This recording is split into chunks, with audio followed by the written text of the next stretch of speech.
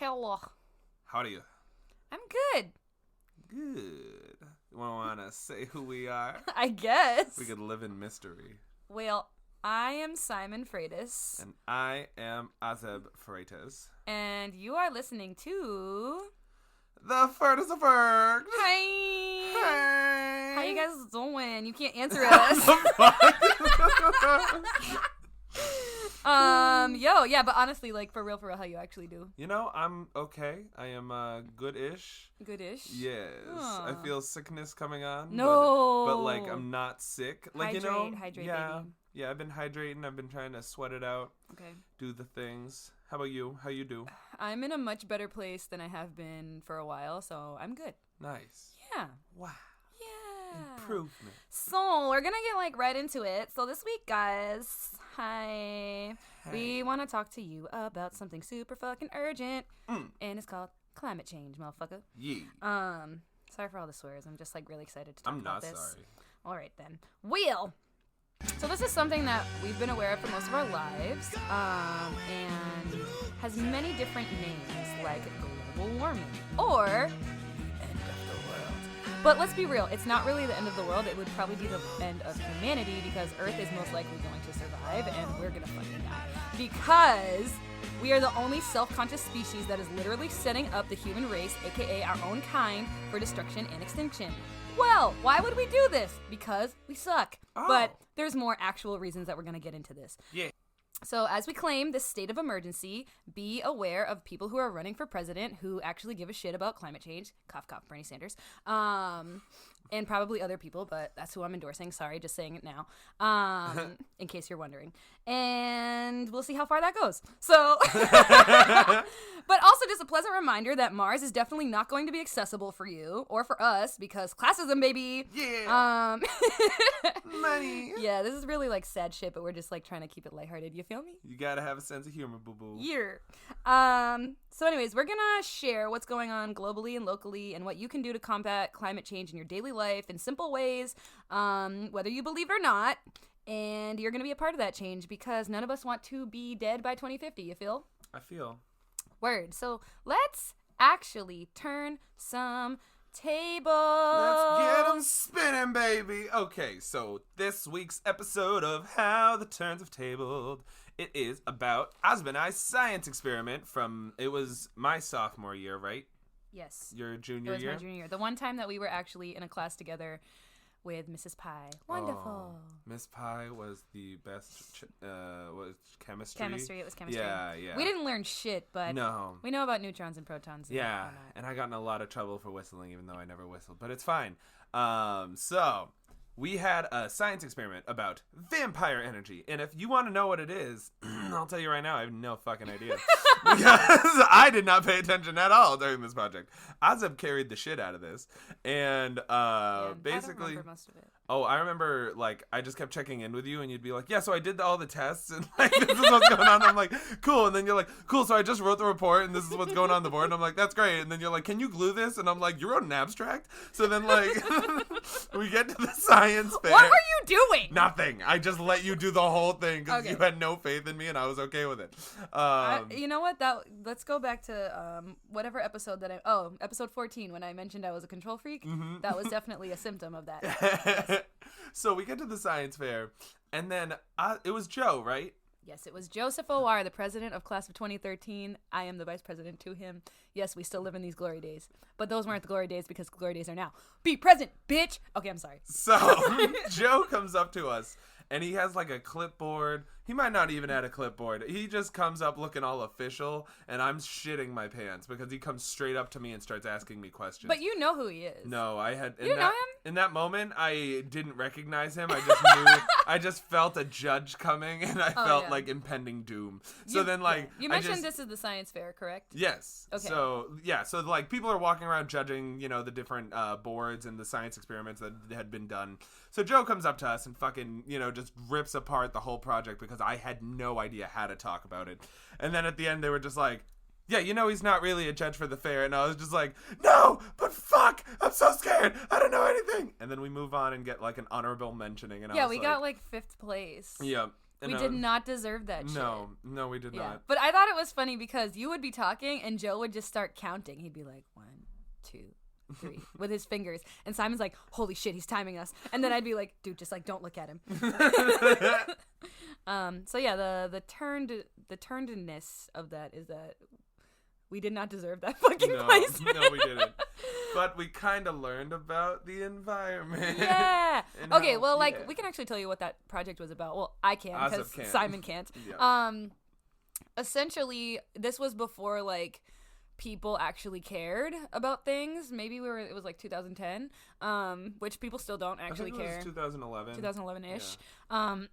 Where vampire energy is when you leave your devices plugged into the walls and it sucks up electricity and is like utilizing energy when it doesn't need to be. So for example, if you're leaving your heater plugged into the wall or your iPhone charger or just charger in general, like if you leave your like hair straightener or whatever, anything that you leave plugged into the wall is using up electricity that doesn't need to be used. So if you're not using it. So what we did was measure how much energy was being used in like over a week if you like left your stuff in versus when you leave it unplugged, what's actually being used for what you use, and just kind of showing the impact of how that works. I cannot believe that I still remember that. I didn't know any of this. I knew we unplugged stuff and we made sure that we weren't like, I don't know. I thought it was about saving money on the electric bill. Like that's what I took it as. Well, just like... I mean, that's how we voiced it. We were just like, here's a plus. If you actually unplug your shit and try to save the environment and electricity, you're saving money on your electricity. Mm-hmm. So I think that's probably why. Yeah, because that's the way you can market to people. Like if you're like, hey, this will save the environment, people are like, fuck that. But you're like, and it'll save you money. And you're like, oh my God, I'm doing something good for the environment. Like, because it's like you're paying yourself to be part of like taking down climate change. Yeah. Yeah. Wow, amazing. Wow. Word. So thank you for turning the tables. Now we're going to turn the tables back to... Wow. Interesting noise. You ever hear a table scratch on the floor? That's what that was? Yeah. Well, it sounds like an oink to me. I try, guys. Okay, I can only do so well. Yeah, we don't have actual sound effects. Sorry, y'all. We can. Oh, we could. We'll try. But we won't. Next episode. Until you pay us. Okay, guess maybe not next episode. Okay, well, maybe. You never know. Keep listening. Sorry. So, main topic of climate change. Simon has some articles that he would like to discuss with y'all. Well, mostly I want to discuss the first article. The second one, well, I'll get into that later. But, so this article was called "The People of Color Are on..." No, not the. People of Color are on the front lines of climate crisis. Of the climate crisis. Wow. I can't fucking read, guys. Speak English. Wow. We're in America. The author was Tracy Fernandez. How do I say this? Rice Abbey? Rice Abbey. And Andre Floyd. I know those words. So then, basically, they go into a bunch of different situations of climate crises. The first one being the current Flint, Michigan water crisis. So they bring up how black people, black voices were the first to speak up, and officials disregarded their views, saying that the water was, like, safe. And after going to fucking Michigan on Trump Couture and drinking their goddamn water out of a hose, it is not safe. It was orange. It was fucking disgusting. And the lead levels were several thousand times higher than the federal maximum. Like, damn. Well, like, okay, so pretty much this article talks about how there's a water crisis in Flint, Michigan. Yep. And that, like, so, like, how long has that been happening? That's still happening, right? It's been years. It is still happening. Mm-hmm. And is it a product of climate change? So it says it's not connected to the climate crisis, but it's a profound illustration of what happens when communities of what happens to communities of color across the country. So it's saying, like, even though this is an environmental crisis, like, you know, it's a very situational, like, the government doesn't want to fucking help its people kind of situation. Yeah. It's still showing exactly how the people in power end up, you know, like, listening to the communities and, like, you know, fucking over these people who are, like, less privileged and don't really have a voice to speak for themselves, but still try. Yeah. Like, yeah. Well, I mean, that's also, like, goes to say with how whenever communities of color speak up or try to say something and the government shuns them, it's because obviously the government doesn't give a fuck. But also those people also just happen to be lower class socioeconomically, right? Mm-hmm. And so if they're not providing any kind of money that supports the government, and they're seen more as something of a burden, then the government's going to ignore them because the government doesn't give a shit. Yeah. Because classism. Yeah, because if you're not profitable, then it's like, what's the point of investing? And capitalism. Yep. And exactly, they don't see value in communities of color, right? So they're like, why would we want to go there and fix this issue that is impacting these millions of people? I'm going to say millions because it does impact millions of people, whether it is directly or indirectly, because they're setting the example. So they're like, why would we see this value in these people? Let's just let them fucking be. And this could go all the way back to slavery because I'm going to go there. So Hurricane Katrina happened, right? Yep. So if you've ever been to New Orleans and seen where Hurricane Katrina happened, it still looks like Hurricane Katrina happened like today. Obviously not downtown, like in like the main area where people go for New Orleans. But if you go to where the 9th Ward is, if you go to Thibodaux, Louisiana, which I went when I was in college doing Habitat for Humanity, like we did a tour at the Living Museum and we just like went to go see where the gates were that got flooded and all the communities and like all the houses that got rebuilt. And it's still in fucking shambles. Houses are still being rehabilitated. This is why people are still going down there. And it is 2019. That happened in 2005. Yeah. That is how many years? Almost 15. Yeah. So the government is still ignoring that area. But you know why? Because way, way, way back in the day, which isn't actually too far, that area used to be like a toxic waste dump area because slaves used to live there. And the government has continuously ignored that area of Louisiana because they don't give a shit about communities of color, because they don't see the value in saving our culture and saving our people. Yeah. Because they don't contribute to anything. But it's also like, y'all never set them up in the fucking first place. Y'all took us from fucking Africa. Okay, well, not us specifically, but like, you know, our people. And like just decided that that area is unworthy. Yet there's so much tragedy and there's so much like upsetness, right, in the media, but nobody's really doing anything. And people are still trying to do something, but to this day. And let's shout out George Bush for literally actively not trying to fix those floodgates. That is the reason why the whole area is destroyed in the first place. Because they knew this hurricane was coming and did nothing to fucking fix it. And they'd been warned multiple times.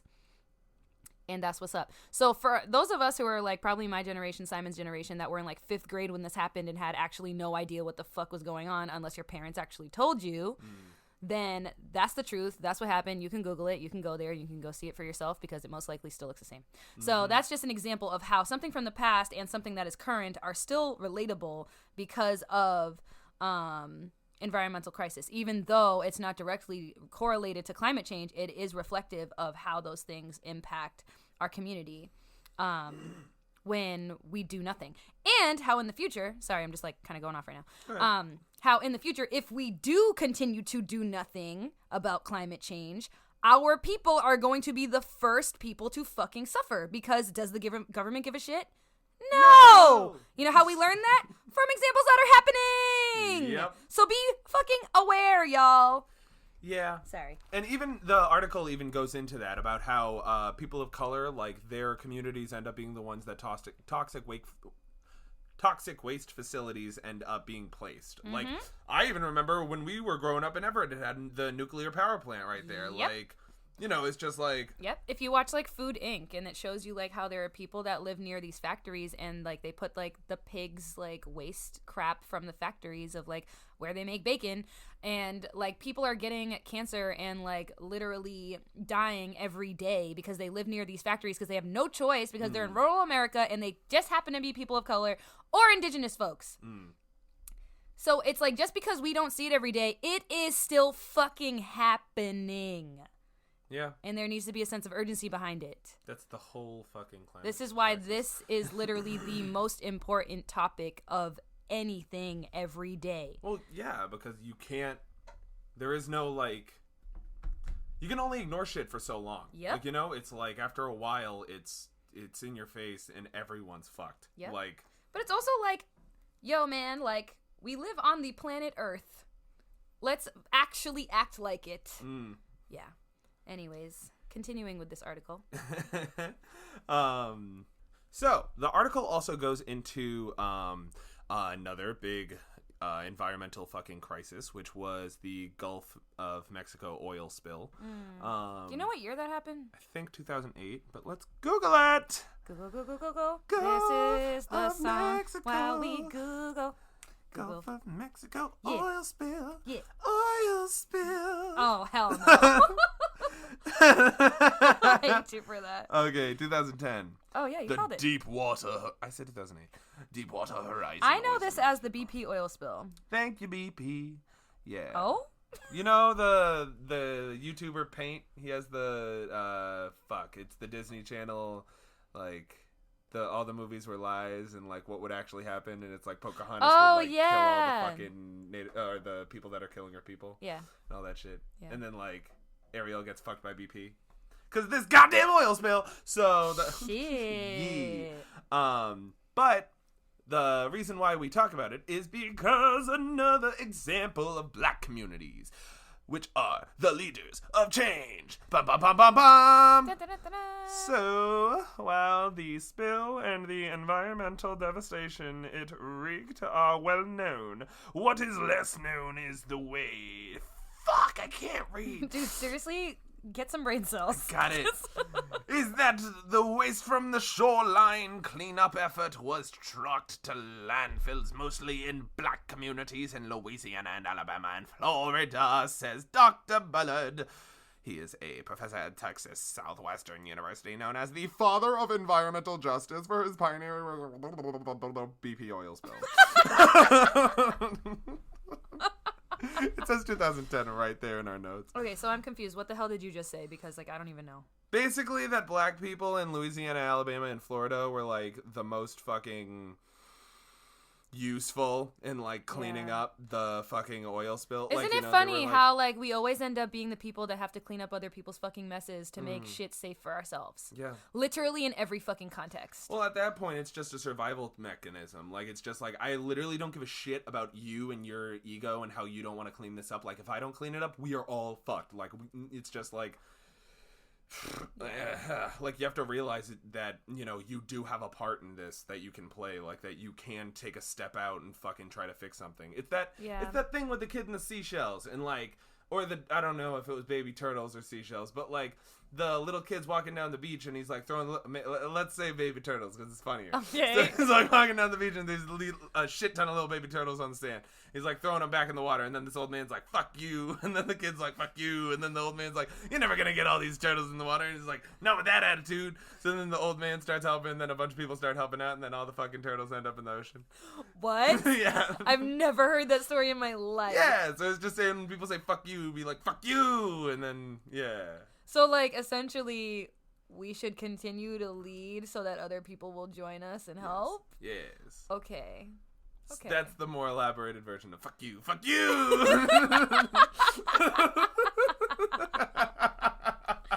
Okay, but also, like, it's unfair. I just need to say that it's It unfair that people of color tend to usually be the people who are at a disadvantage because we're always in fucking survival mode, and that's why we... like, it's taking longer for us to be equivalent on the level of, like, people of color, aka white folk, who, like, always have the advantage because they don't have to fucking worry about being in survival mode all the fucking time. Mm-hmm. You know what I mean? And it comes to shit like this. You know what I mean? This, and also, like, even when you're at work and you have to fucking create a safe place for yourself, you have to create a safe place for yourself, not the organization, because the organization does not give a fuck about you. AKA the world, AKA the government. There is just literally so many things. And I know it's a really, like, negative perspective, but it's also just kind of, like, what I've been recognizing and dealing with recently, too. It's just, like, annoying. But also, like, we out here and everybody wants to be us, so, like, whatever. Anywho. Anything else? No, I think that was it for that article.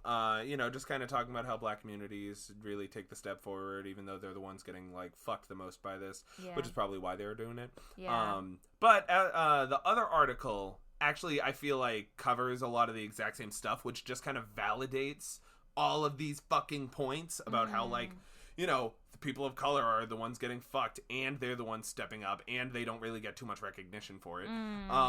But one thing that this thing did talk about that, like, I felt like fucking sucked was, like, heat waves, because shit. We haven't really had to deal with heat waves in, since we've lived in New England. Yeah. But, like, that will, like, kill communities of color because they can't afford AC. Fuck. And, like, even, like, I think back, like, growing up, we didn't have fucking ACs in our room. Like, mom and dad had our an AC. was trash. Yeah, like, it was just the fucking, so, like. Yeah, I never thought about that. Wow. Like. So many ways for them to kill us, yo. Yeah, and it's just the world fucking people. And, like, if you're not put in these situations where you're living in a shitty apartment that doesn't have good ventilation and you don't have a fucking AC in Louisiana or wherever the fuck, then, like, you're not going to think about this. And you're going to just be a landlord that's like, yeah, I can put up this building, and then you're going to kill a bunch of people. Yep. Like, I mean, that's the extremist view, but, like, it's shit reality, happens. Though. Like, yeah.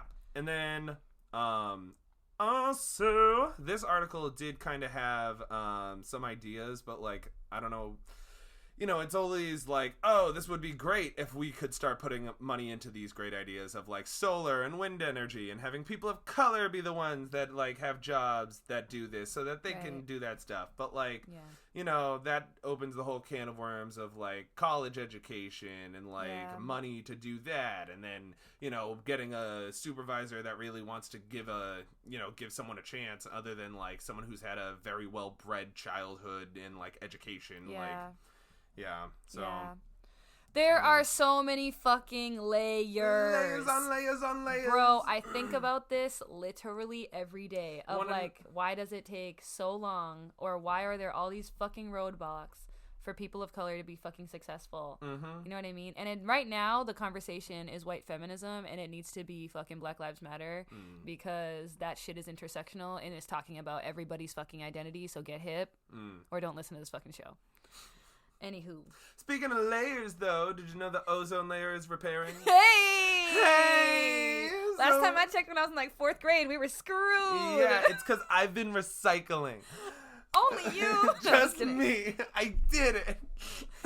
So proud.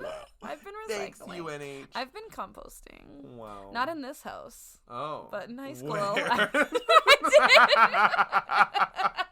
On this little back alleyway. I taught other people how to compost. Yeah.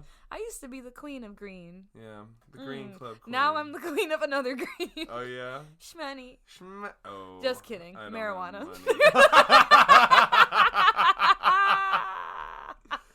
Oh, I wish I had money. All of it. Sorry. All right. This all goes back to the greater green. So, the world.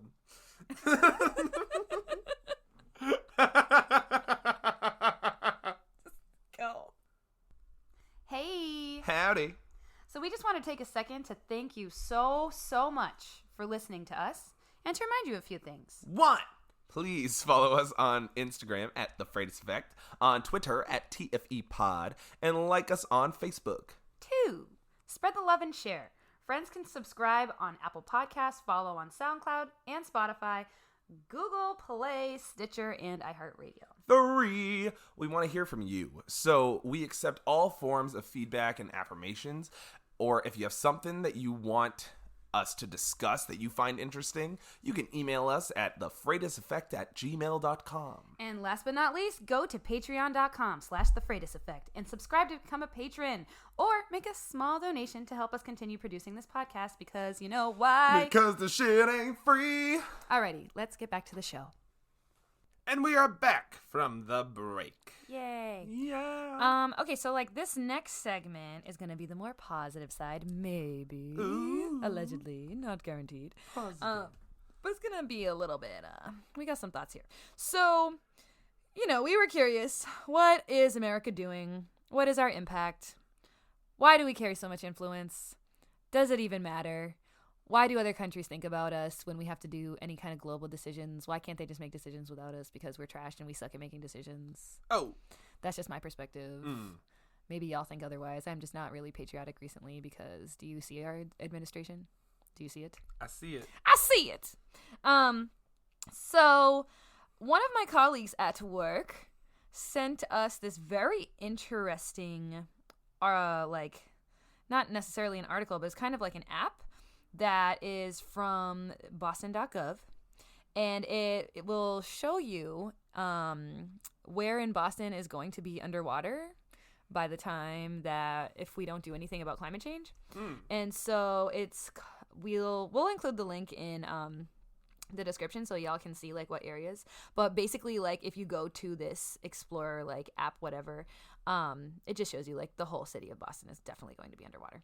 Like, as I'm looking at it right now, it's showing South Boston, it's showing where I live, it's, like, literally where we currently are. Jeffrey Point, Charlestown is Logan International Airport. Like, it looks like Cambridge is going to be okay. Go but Cambridge. That's because, rising temperatures and, like, just, we are on the coast, so we are, like, first to go. Fuck it. But also, like, peace out, Seaport. Bye. Just saying.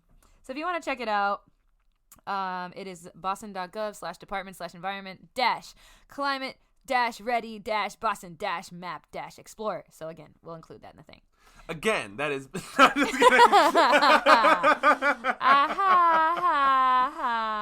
Laughing. I also found this other very interesting kind of interactive map thing. Ooh. That is brought to you by the United Nations Climate Action Meeting. Oh my gosh. That I think happened in September. Wow. September. Yes. And pretty much you can click on this map and it'll tell you what kind of climate shit you're going to experience in the state that you're in. So for example, if I click, let's say I click Texas. So I click Texas. Waiting for it to load. And it says, Texas is vulnerable to increasing heat, sea level rise, and severe storms, which threaten agricultural and economic productivity and human health. And then it goes on to say, like, increasing heat, sea level rise, water availability, increased flood risk due to storms, increased wildfire. And then saying, what are the acts and bills that you should be looking for. This is amazing. Isn't it? It's super fucking cool. Shout out to the United Nations. Good for them. And people who fucking care. So right. This says like Texas residents support clean energy and climate regulations. And it shows you like how much % of people. It says that Texas leads the nation in the top 10 of solar energy, which makes a lot of sense because when you think about like what is, the environmental factors that are affecting that state or those cities is because of like the actual climate itself. The sun, because they get the most sun. Not the most sun, but top 10. Yeah. Clearly. So it's like you wouldn't put like solar panels in a place where it's really dark, like Seattle, or like you wouldn't put wind panels in a place where it's not windy, like in the middle of like Iowa. You know what I mean? So this map shows you like how all of that works. Simon, do you want to pick a state? Oh my god. Okay. Idaho is my favorite state. Is it though? Oh, because fucking potatoes. Potatoes! Even though you hate French fries, but whatever. I'm starting to try to get over it. Yay, growth! I'm trying to grow. Coconuts are still fucking the devil, but like, Jesus. You know what? Potatoes. So, Idaho. Okay. So, Idaho is vulnerable to increased heat, reduced snowpack, and wildfires. And adaptation. Idaho has not developed a statewide climate adaptation plan, so Idaho is stuck. Damn, Idaho's fucked. Oh, so that's what that means. Okay, so there's a section that says adaptation and just shows you kind of like what the status is of those states and like what they're actually doing to protect themselves. So like, for example, this says increased temperatures, which is like kind of like every single state so far. Reduced snowpack. So, you know, Idaho's in the northwest, so they actually get snow, but if there's less snow, then they're fucked because it's kind of like the ice what are they called, ice caps melting, you know, and it adds to sea level rise increasing. And then more wildfires. Damn, this is fucking scary, guys. Shit. Okay, so let's keep going. All right. Idaho residents support clean energy and climate change regulations. Okay. Idaho is rich in renewable energy resources. Hydro-fucking-electric power. What is that, though? Hydroelectric power provided 54% of net electricity generation in Idaho in 2015. What? Okay, hydroelectric power, so I imagine it's like water going through tubes and causing electricity or some shit. Is that what that is? I don't know. That's what I was guessing.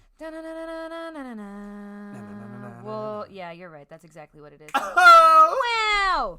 Oh, this is kind of cool.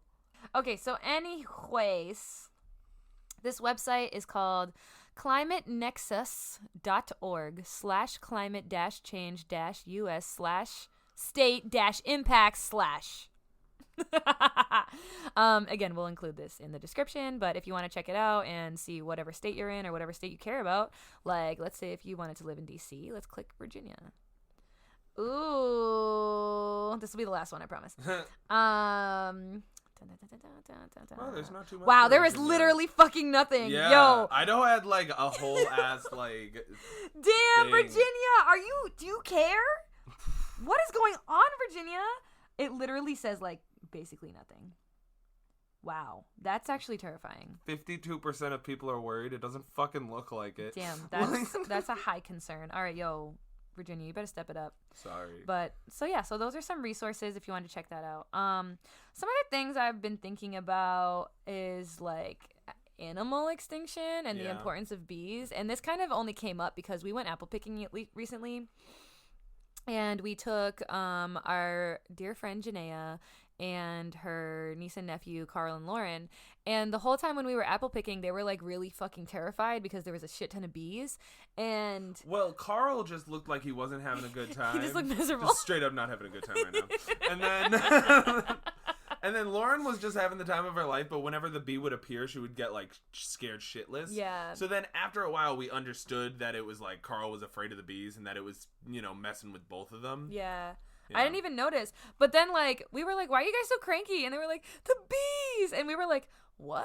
And then we noticed the bees. And then that made me, and then, like, when they were, like, Janaea was kind of like, yo, like, don't kill the bees. And then they were like, why? And we were like, because they're fucking critical to our, like, food ecosystem and, like, how nature works. And they were like, so, like, why do they keep landing on us? And I was like, because they think that we're walking flowers. And they were like, what? And then they got even more concerned. And I thought that was going to calm them down. And then, like, Lauren was just, like, mad sad. And I was like, Lauren, are you okay? And she's like, why do the bees think that we're walking flowers? That means they're going to try to sting us. And I was like, no, sis, they're not going to try to sting you because we're going to start screaming and shit, and they're going to quickly realize that we're not walking flowers. And then she was like, you're right. But still, it's like, even when you think about how you have to describe the importance of keeping bees alive to kids, it's like, when we were kids, it was like our natural instinct to just be like, fuck that shit, we're killing that bee. You know what I mean? Whereas now, it's like, it is literally every single last bee counts. Yeah. You know what I mean? So it's like, the way that you describe this shit to children is like, it's different. You know what I mean? So that was like something that was on my mind that I felt like needed to be addressed. Speaking of kids, another thing that has been on my mind regards to climate change is how millennials literally are not having kids or considering not having kids because of climate change. You know what I mean? The fact that that is something that goes into our mental life thinking of, like, planning our lives, you know? I mean, if anyone ever talks to me ever, then, like, you know, every now and then I just kind of throw out, like, well, we'll all be dead in the next 10 years anyways. Like, you know, Yeah. it's just like, it's a fucking possibility. Like, as much as everyone's been saying the world's gonna fucking end this day, like, scientists are literally saying, hey guys, we're not fucking doing anything differently, and we need to start doing shit differently. This is the answer. I mean, this is the result. We don't have an answer. We need to start creating it. No one wants to listen. We're all fucked. Yep. Like, Yep. yeah. It's just crazy, but I'm still out here, so Yeah. I'm still gonna have kids. I don't give a shit. My kids can live through climate change. I believe. I think we'll Or evolve. they'll suffer. I don't care. I think we're gonna evolve. I think either we're gonna evolve or we're all fucked. Oh, So I'm just gonna be selfish. I deserve to have that right. yeah. It's my body. It's my choice. Imagine though, like just a little extra skin to live through the sun, like Oh, the that'd be cancer cool. rays, like some shit like that. That's interesting. Yeah. I like that idea. Maybe. Highly doubt it. Yeah, like X-Men shit. If like sunscreen was like extra protective, but there would definitely be some kind of side effect. Yeah. You know what? The FBI will hear us. They'll figure it out. Figure out. You know what? You're trying, guys. I bet you're doing this. You know, I if hope we so. if we ended up in Area 51 when we wanted to, maybe we'd have some good sunscreen. We would know by now. But you know what? Again, they're saving it for the rich, so it doesn't matter. Yeah. I just couldn't Naruto run fast enough. Nope. All right. But on the plus side, there are countries that are doing things that are specifically in Africa, aka Ethiopia. In back home. In back home. So in case you don't know, recently, within the past couple of months, Ethiopia planted 1 billion trees to give us some fucking oxygen. Yay. So that's kind of nice, you know. Shout out to the motherland, shout out to the home, doing shit over there. So, you know, that's just kind of an example of how internationally shit is happening, regardless, and especially in developing countries where they know that this is an issue and they actually value it, whereas they're not based on completely capitalist structural governments, even though, you know, there's a lot of other corrupt bullshit that's going on out there. But it's nice to know that internationally other countries are trying, whereas we're in shitty America where we can only do so much, you know. And the thing is, at the end of the day, what you end up doing for like on the local level and in your immediate life is going to be more impactful for yourself and for your immediate communities, and for eventually it will trickle into a larger effect. Hence, when Cambridge and Boston and all these other cities started to adapt that plastic bag policy of, like, you know, they'll charge money for a bag and now it's paper bags, you know. So it's like there is change happening, you know.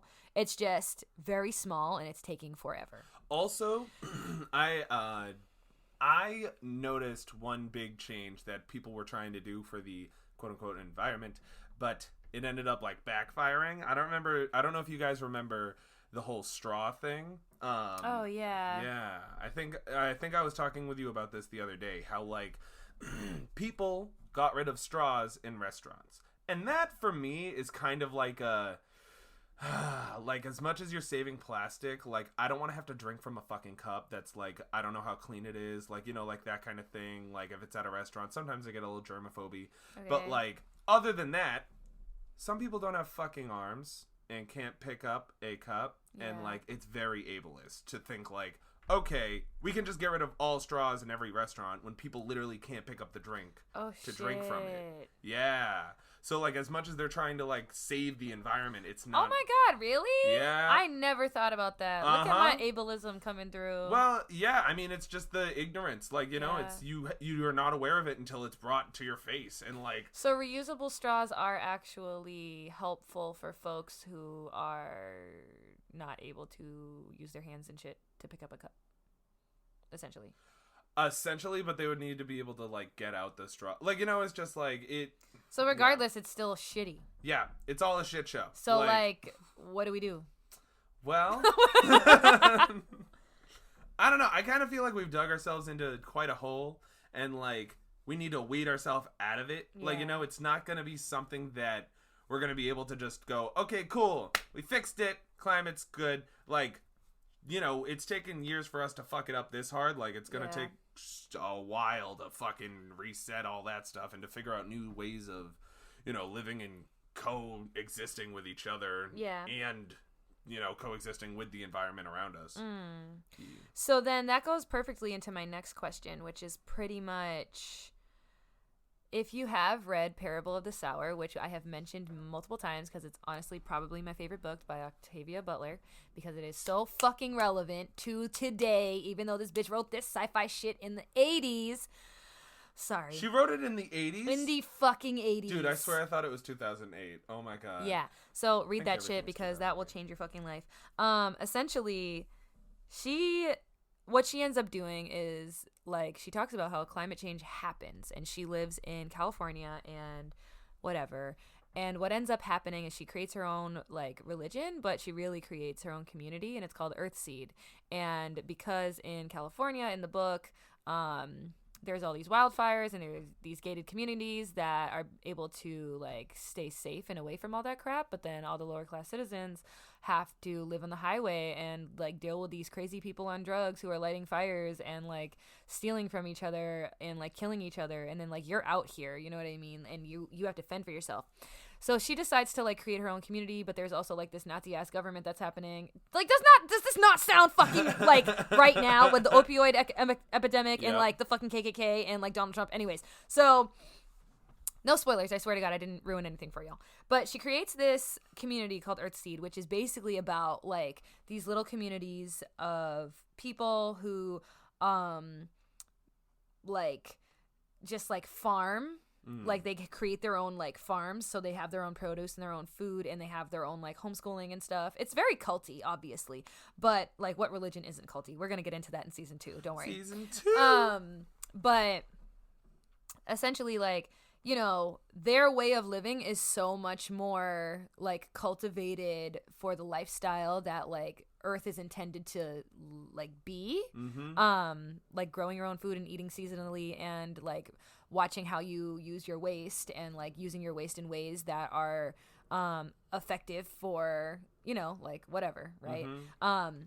So, like, do you think, well, what were you gonna say? Go ahead. I was gonna say, it sounds very, like, similar to the kind of Native American way yes, of living. Like, literally just living off the earth, like, yeah, just being a part of, the earth around you instead of, you're in your world on earth. Like, Yep. That is exactly what she is trying to show you, but with a different perspective and a different lens, and it's up to you if you're going to make those connections of the fucking reality of what life could be or could have been. And yes, it's a lot more work and it's harder, but it's also like, don't you think that's how we're supposed to be fucking living if we want to survive, instead of all this consumerist crap? But yeah, I was going to say, I remember one time in college, me and Jordan were having a moment. Jordan's my former roommate in college, and she's also my boo-boo, and I hope she hears this. But we were just having an existential crisis of kind of like, so do we just kind of drop out and start a farm and just try to save the world? But obviously we didn't do that because we needed to graduate. Every college senior is so ready to drop out and do something. Yeah, but we were also like, that's a lot of money. And that would be really hard. But I mean, if our governments recognized that we don't need these big farms with these, like, hormonal, like, monstrous cows, and we don't need to be eating that shit, which I think they're starting to understand, but, capitalism is way too strong, so. Yeah.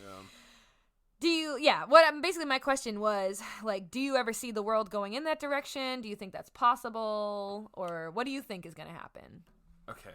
And this is going to get dark. Yeah, because me, I think we might fuck ourselves. Like, I kind of think that, like, people might end up... I honestly feel there's, like, a small something brewing, like, between the countries, and, like, some shit's gonna go wrong. And, yeah, like, it's been too long. Yeah, like, a bunch of people are gonna fucking die somehow. Yeah. But, like... hopefully it's not us. Yeah. Anything could fucking happen, man. Yeah. But that's kind of where I think... that's a more political than environmental, but, like, that's totally gonna fuck up the environment, too, because wars totally...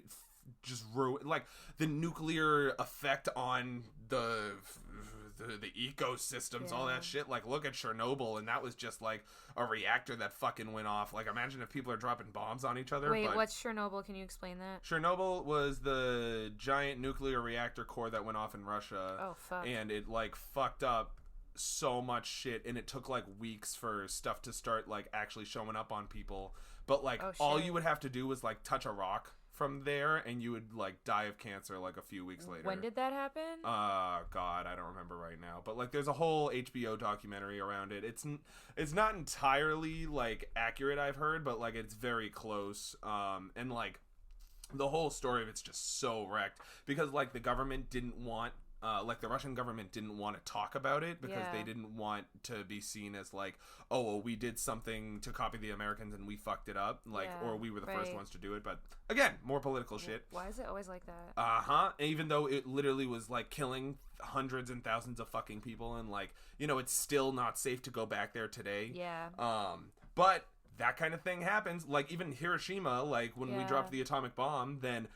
I remember reading so many books about it because that was our entire English education for 7th and 8th grade. No, 7th and 8th grade was literally the Holocaust in Hiroshima. Yeah. That's it. Yep. And that was English class. That was English. That wasn't even history. It was English. And it was Roots. It was watching that documentary. Yes. That was it. But then I remember public school education. Mm-hmm. But with Hiroshima, like being like reading about the people that would have like they were 1.5 miles away from the bomb, and they had like their T-shirts designed permanently, like ingrained in their skin. Yeah. Or people's shadows being ingrained into the floor. Yeah. That's some spooky shit. It was fucking horrifying, and like that's only like just the cosmetic effect. Like, you know, it's like, what about the more atomic? Like when you break shit down, like how shit's really, you know, the radiation, like. It's insane. So I feel like we're kind of heading in that direction. Oh my god! Like, what's wrong? Look at the hothead in charge right now of our country. I know. I'm like, to be honest, I'm a little scared. The pressure but, like, is being applied. Yeah, it's just we need to fucking avoid the shit out of that. Like, we need to first of all maintain ourselves. Yeah. Second of all, like. You know, our government, unless it starts going more to the left a little bit, it doesn't need to go dramatically. Like, you know, we don't need, like, a whole green-ass, like, you know, America. Yeah. We should, but, like... Yeah, we're not saying that we're, like, let's be reasonable here. But, like, let's be fucking reasonable. Like, let's just, like, be fucking real. Like, yes, there are all these people who are like, hoorah, I'm super left, and, like, yeah, we're gonna change the whole world. It's like, nah, guys, the fucking world sucks. Yep. Like, we're just gonna tell you right now. People suck. Accept that. Number 1, acceptance. Yep. Get out of denial. Number 2, literally, just do your fucking job and vote. Mm-hmm. That is it. That is it. Because the people that you vote into office will have the, like, you know, the dramatic extremist views that you have to fucking push. And then when they're in a room with 40 other fucking people that don't agree with them, that have the exact same passion and fucking extremist on the other side, you can only get so much out of that. And because they're petty. Yep. People are still retaliating because we had a black president. Like, what? Do you not care that you're going to die in 25 years? Yep. Not even. Maybe. 30. Maybe less. Nah, I was right. Back to 25. Yeah. But anyways, so you don't think we're going to make it? I think some people are going to make it.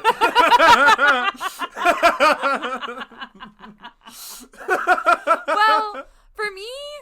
I've been thinking, and this is kind of me sliding into the key takeaways of just kind of like, yeah, it is a terrifying, illuminating thing that is over my head like every day, and I do actually think about it every day because it's a part of my existence, and you should all be thinking about it every day because, like, you only have one day at a time to fucking live, and you should be precious of it every moment. I mean, even that day we were just chilling in my room, and you were like, is the sun exploding right now? I really thought and I was that it like, was time. Yep, this is it. Like... But then I was like, nah, Jesus is coming from the east. I was like, sunsets in the west, we good. But yeah. Just a beautiful sunset. I was like, it's just a beautiful day, and I'm just freaking the fuck out. But I'm sure other people do that too. It's not just me, hopefully. I'm not fucking crazy. But as I think of how, other than the fact that we have the potential to die from climate change, that, you know, at least this is making us all make healthier decisions for ourselves if you actually are active and trying to be a part of the change. So, for example, like becoming vegan, you know what I mean, is like the reason why that is so helpful for climate change or for combating climate change is because you are actively not purchasing meat or dairy, which comes from these factories where they are, or factories and farms where they are destroying land, cutting down trees, and providing areas for cows and whatnot, animal byproducts, animals that are products, to graze or whatever, or be abused into becoming food in which we then consume, and then we eat those hormones and disgust, and we become that because everything you eat you become. But you know, if you go vegan, you know, like, you're eating vegetables, which is like what you should be fucking eating, and fruit and nuts, and like, you know, getting your fucking vitamins and nutrients in the way that we're supposed to get our fucking vitamins and nutrients, and combating obesity. Like, there's just so many pros, like, you know what I mean? And all these myths of it being expensive, like, there are so many fucking resources of, like, you know. And then I have a friend who is a vegan, like, blogger. His name's Timber Wellness on Instagram. But he posed a question the other day that was like, instead of you asking me why am I vegan, I should be asking you, why do you eat meat and dairy? Because why do you, other than for the fact that that's what you grew up eating, and other than the fact that it's culturally ingrained into your cultures, right? Especially in people of color. I mean, in Ethiopian culture, like, we can kind of get away with it because we have vegetarian options for times of fast. But, you know, I can understand why for, like, Brazilian culture, when you have, like, churrasco, you know, like, that, like, Brazilian grill, like, most of the, like, food is centered around meat and, like, cattle and, like, fish or whatever, right? So I can understand why it's hard because you still want to participate in your culture. But if you want to fucking survive, like, sometimes you got to make those sacrifices, you know? So, yeah. So that's one way.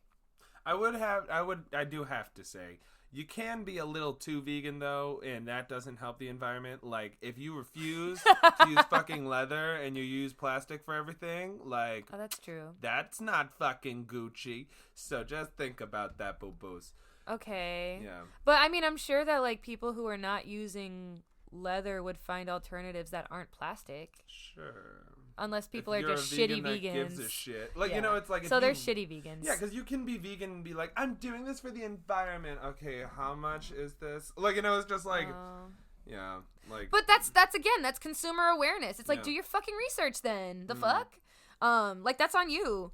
But, yeah, so a couple other ways that you can combat climate change on your day-to-day, other than talking about it and thinking about it every fucking day in every decision that you make.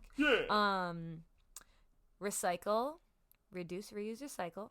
Be aware of your waste and how it is managed. I'm not saying you have to get involved in, like, your local city fuck climate change department, but but you know, like, think about how you are managing your waste, and think about how you're transporting yourself. For example, ride sharing, is it actually helping the environment? I don't know, because while it is getting more cars on the road, it is also helping more people transport places, especially things like Uber Pool or Lyft Share, whatever the fuck it's called. At least, like, people are not driving by themselves, you know, like, so in a way, I'm not sure what the studies are, but, you know, taking the train or riding a bike, and it's like, yes, that sounds very, like, out of your way, but if you do the math and prepare of, like, how much time you need, or if you look at the fucking schedule, you know, it's like, stop being fucking lazy and just, like, use the resources that you fucking have, and, like, stop being a piece of shit, because you're going to fucking die if you don't fucking do these things. That's it. That's literally it. Like, just humble yourself for, like, 2 minutes. You know? Yeah. Like, consider the reality. Instead of convenience, think about long-term shit. Facts. That's it.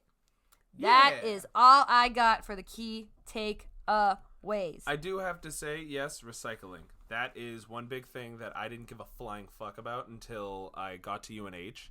And then there was the recycling bin, and I was like, oh God, this is just a trash can. And then like started using it as one. And then I'd like go to take out the trash and I'd feel like a total anus because I'd be dropping the recycling bin stuff in the trash can. And then people started like attacking me about it. So I was like, fuck, I got to start giving a shit about recycling. So then it even like I started really like almost caring. And then I get to my job at Dot House Health down in Dorchester, like, or down the street from this house right now. Don't tell people where I live. Okay, well, it's like, I'm not going to explain it. But I like walk in and I had like a water bottle and I like come out and I was like, hey guys, where's the recycling bin? And then they were like, oh, you could just throw it in the trash. And I was like, oh no, this is not okay with me anymore. Like, it's just like, I need a fucking recycling bin. That's real. But yeah, so if you don't have a recycling bin in your workplace, fight for it, man. Yeah, facts. I got it. Yay. Happy ending. Yay. We're not gonna die. I Maybe. didn't say that. Alrighty, well, Simon, do you have any announcements? I know you have an announcement. I do. Yay! Okay, fam, this is your last and final warning. On November 1st, the Friday, the first day of November. Pretty deep into Scorpio season. We are celebrating my birthday. Barf. The 25th skate around the sun. Scarf. At Shea Vu roller skating rink in Dorchester, Massachusetts, 11 Rhodes Street, RHOADES. And it will be $20 to get in because it is a fundraiser for this podcast. If you like what you hear and you love us and you love me and you want to celebrate all of that, please pop out. We would love to see you from 7 to 10.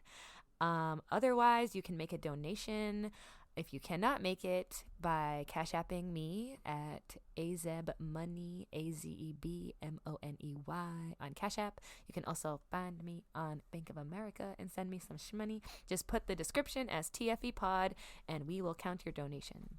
Yeah. Yes. So, yeah. So that's my announcements. Sign off. Yeah. It's time to sign the episode off. So I'm doing it.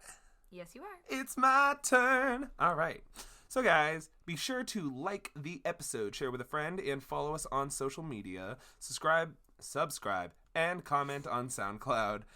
Follow on Spotify, Apple Podcasts, or wherever you stream us. And email us or comment on social media or leave a review with any feedback, affirmations, or topics that you want us to say on the show. You can send us stuff at thefreighteseffect@gmail.com. Thank you for listening and have a great rest of your week. Love you. Bye. Bye-bye.